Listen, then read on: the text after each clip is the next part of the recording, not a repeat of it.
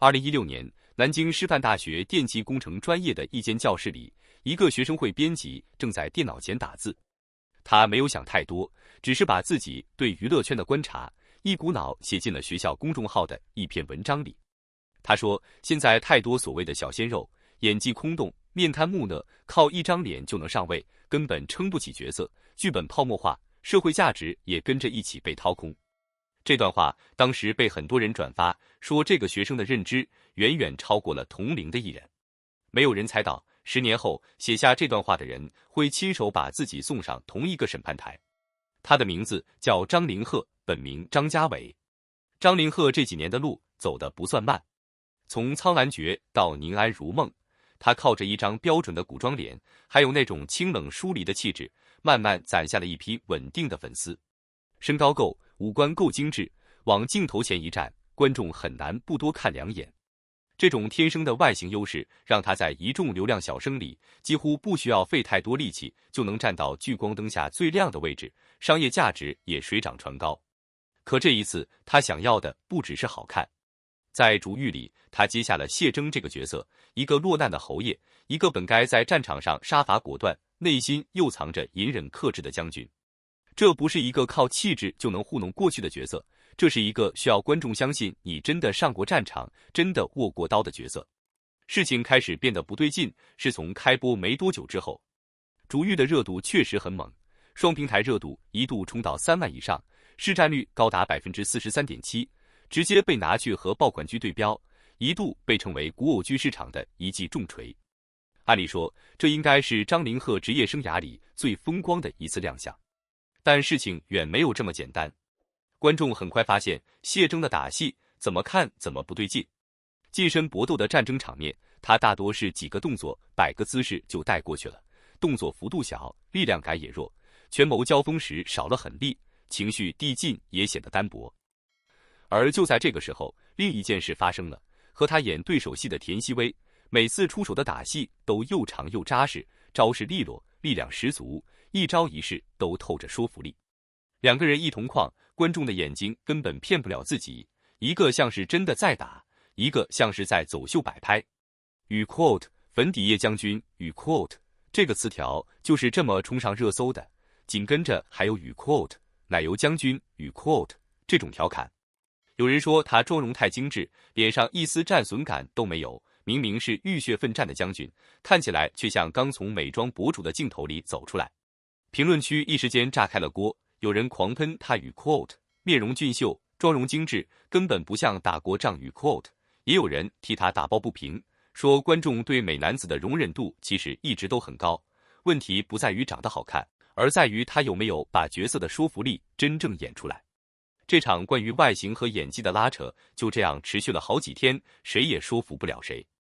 而就在争议还没平息的时候，另一件事把这场风波直接推上了顶点。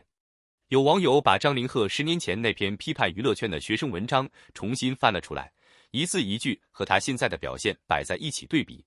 当年那个痛斥与 quote 零演技面瘫小鲜肉与 quote 的少年，如今自己也站上了同一个被审判的位置。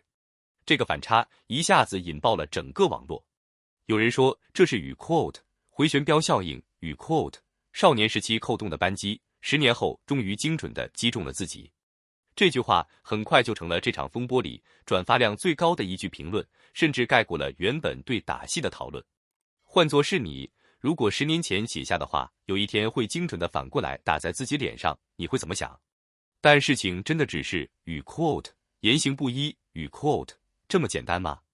有知情人士透露，为了这个角色，张凌赫其实做了不少准备。他为了贴近谢征这个人物，专门减重15斤，还坚持穿着40斤重的真假咒去练打戏，据说训练强度大到手臂经常淤青。他甚至主动要求剧组删减掉那些过度聚焦颜值的镜头，换句话说，他试图把外形从表演里剔除出去，只留下角色本身。这种努力，粉丝看在眼里，很多人也因此站出来力挺，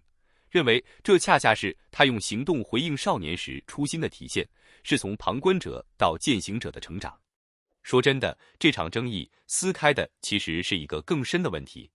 张凌赫身上一直存在一种矛盾，他拥有几乎所有让一个男演员迅速走红的先天条件，够高、够帅，气质够冷，镜头感够强。但也正是这些优势，让他在处理复杂情绪的时候，习惯性的依赖外形，而不是让角色本身去带动情绪。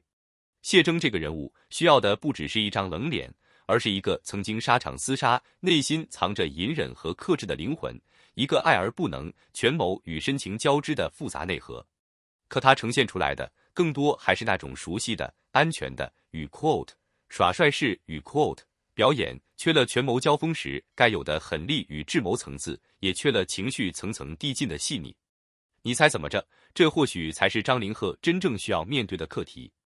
不是要不要减重，不是要不要穿重甲，而是能不能真正让观众相信，镜头前站着的不是那个熟悉的美强残酷偶男主，而是一个活生生有血有肉的谢峥。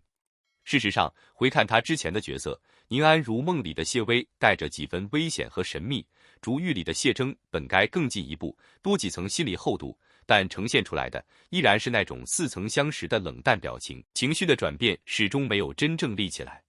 其实，这不是张凌赫第一次被架在这个问题上反复拷问。早前在突破极限的那一瞬间里，他饰演的慕容清逸，本该是个从小被调包，在李家受尽多年折磨的人物。一个既冷酷强悍又内心千疮百孔的角色，情绪层次远比表面看到的复杂。但很多观众看完的感受依然是，他把大部分力气用在了维持与 quote 帅气又冷漠与 quote 的人设上，而不是真正让角色的挣扎、脆弱和无力感透过眼神和微表情传递出来。一个人在痛苦时该有的撕裂感，一个人在愤怒时该有的爆发力，一个人在受伤后眼神和表情该有的转变，观众都在等，可等来的常常只是那张过于熟悉的精致的脸。外形从来都不是原罪，它可以是一块敲门砖，却不该是一辈子的舒适区。当一个演员被贴上与 quote 美男子与 quote 标签的那一刻起，他每一次出场考验的就不再只是长相，而是能不能让观众忘记这张脸，只记住这个角色本身。10年前，他曾经用最锋利的语言提醒过整个行业这一点。10年后，轮到他自己去回答同样的问题，而这一次，答案不是靠一篇文章能写出来的，得靠一场又一场戏慢慢演出来。